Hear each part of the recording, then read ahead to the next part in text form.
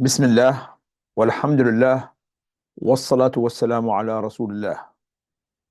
Why Western women convert to Islam? This phenomena has puzzled many in the Western societies, Western media, the anti-Islamic groups, Islam haters. Why a young and not so young, vibrant, sociable, educated, ordinary, above ordinary women convert to Islam? Why do they convert to a seemingly a, a male dominant, female oppressive religion? Why giving up the freedom to choose your attire, or none of it as well, to choose your friends, your joys, and move to a strictly by the rules way of life?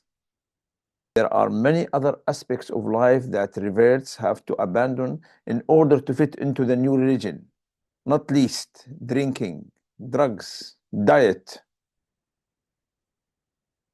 There are also challenges, losing families, friends, facing new hostilities, from friends or ex-friends, strangers as well, feeling that you are a stranger and unwelcomed one.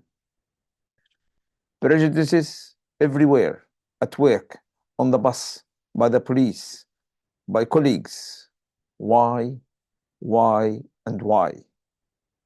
For confronting all the challenges and the questions raised so far, we have to have a break, not a commercial break, but a spiritual one.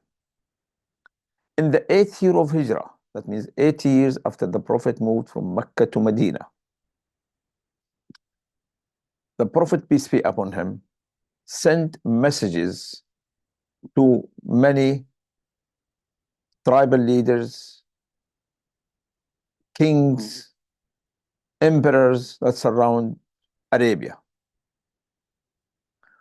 One of the messages he sent was to Heraclius, the emperor of the Byzantine, the Roman Empire at the time, who happened to be in Damascus at the time. Syria was under his rule.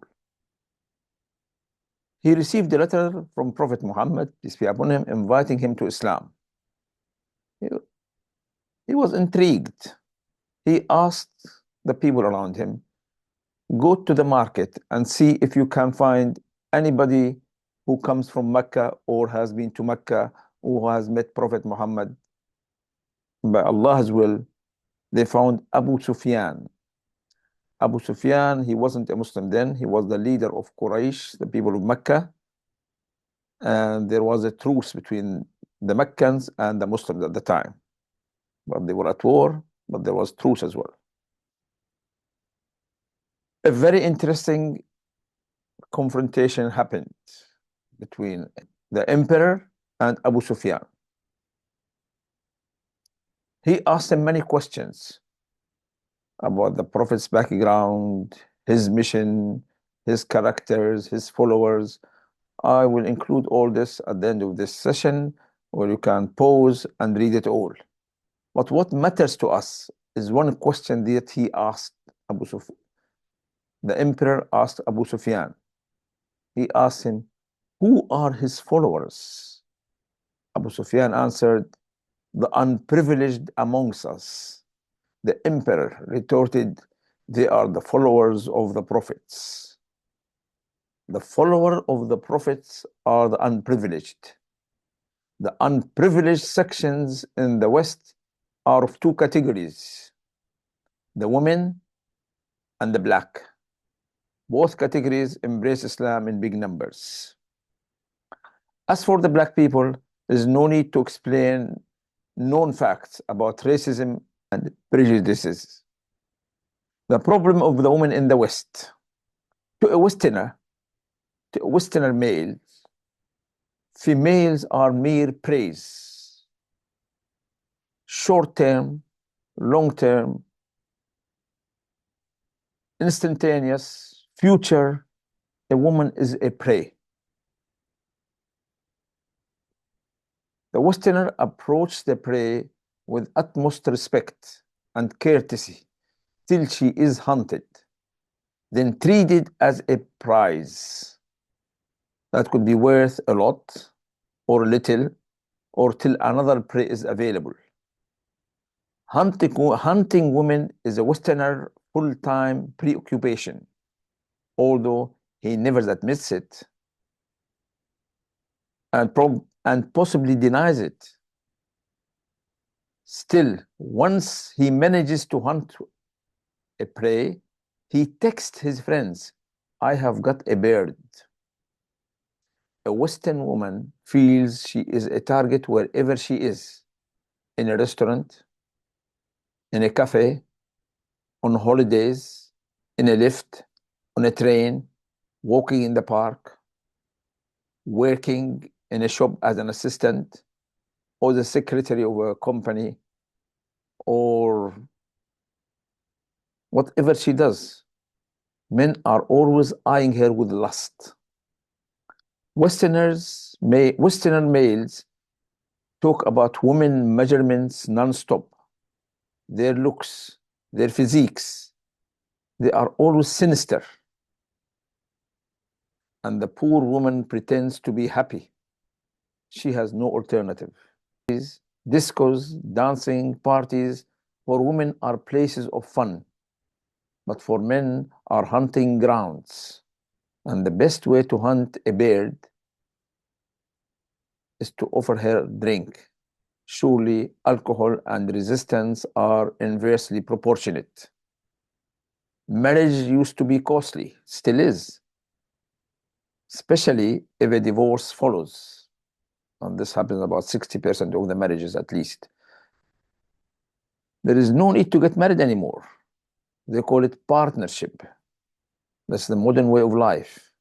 The man who has convinced the woman, instead of getting married, we become partners.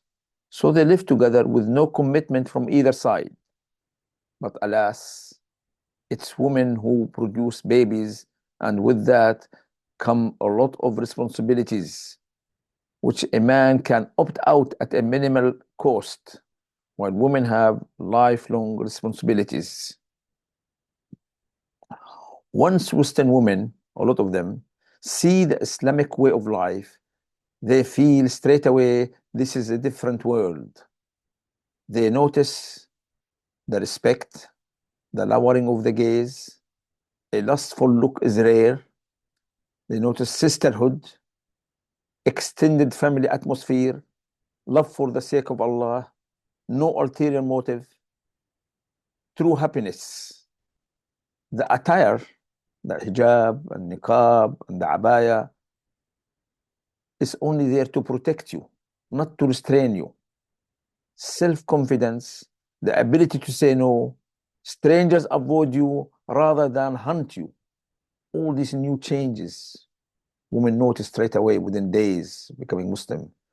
Then, as well, the reality of previous creed, what they used to believe in or not believe in, is exposed as full of flaws, contradictions, and nonsensical statements. And the most influencing factor that changes people's hearts once and for all, the miracle of the Quran. The word of Allah is a book from outside this world, with no similar book on earth, past, present, and future. Facts all the way, simple yet intellectual, strict but to protect you, harsh on the enemies, kind for you, merciful and compassionate. No confusion about false godhood or shared godhood or wicked plots by competing so-called gods. Suddenly, eyes are opened to a new world, the everlasting world. Welcome to Islam. Wassalamu alaikum wa rahmatullahi wa barakatuh.